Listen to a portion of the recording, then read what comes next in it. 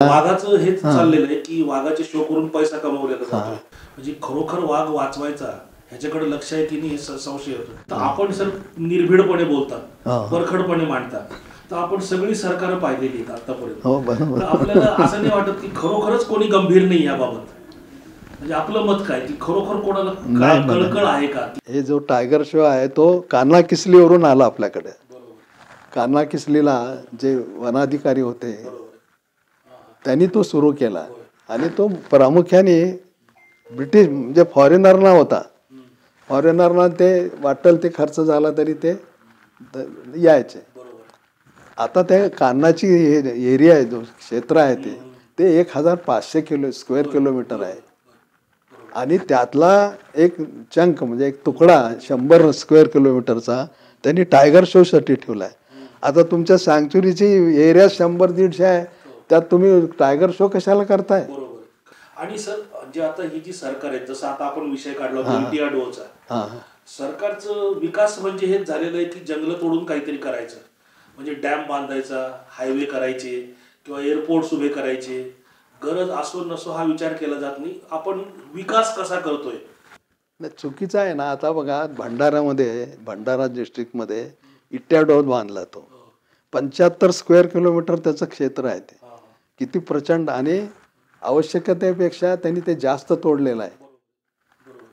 त्या काळात माझ्याच काळात त्या काळामध्ये त्यांना रिसेटलमेंट करण्याकरता पुन्हा जंगल तोडलं.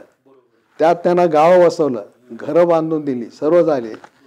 आणि इट्याडोहचं पाऊस कमी पडू लागला, ती इट्याडोहचे किनारे सुकायला लागले. त्या शेतजमिनी होत्या त्यांच्या, ते तिकडचे शेतकरी पुन्हा इकडं आले. आता सेटल झाले ते. त्या इरिगेशनचे डिपार्टमेंटचे त्यांना हाकलतात करतात, पण ते तेवढ्या पुरतं गेलं आणि पुन्हा गहू आणि हरभरा पेरतात आणि हळूहळू झोपड्या बांधून तिथंच राहायला लागलेत. म्हणजे हे आपलं ते जंगल गेलं आणि दुसरंही जंगल गेलं त्यांना. आता सर हेच बघतो, आता जळगाव जिल्ह्यामधलं उदाहरण आहे की आपण म्हणतो की वाघाला एक विशिष्ट प्रकारचा रहिवास लागतो.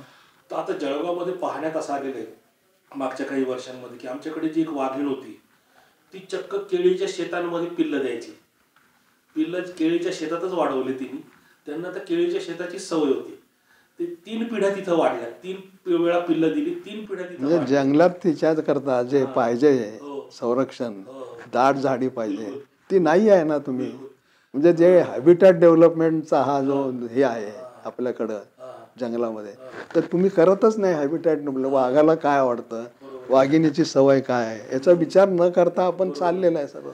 बिबट्या कुठेही जगतो, तर बरेचदा वाघाबद्दल बोललं जातं की तो ऍडजस्ट करू शकत नाही, त्याला एक ठराविक वातावरणच लागतं. पण जळगावचं हे उदाहरण दाखवते की नाईलाज झालं तर त्याला केळाच्या शेताचा आश्रय घ्यावा लागतो. शेवटी ते तसंच करायला. पण तुम्ही मॅनेजमेंट नीट करत नाही ना, तर ते केलं पाहिजे. ते जर त्यांना योग्य असं हॅबिटॅट तिथं जंगलात जर असेल तर तिथं ती पिलं देईल ना ती.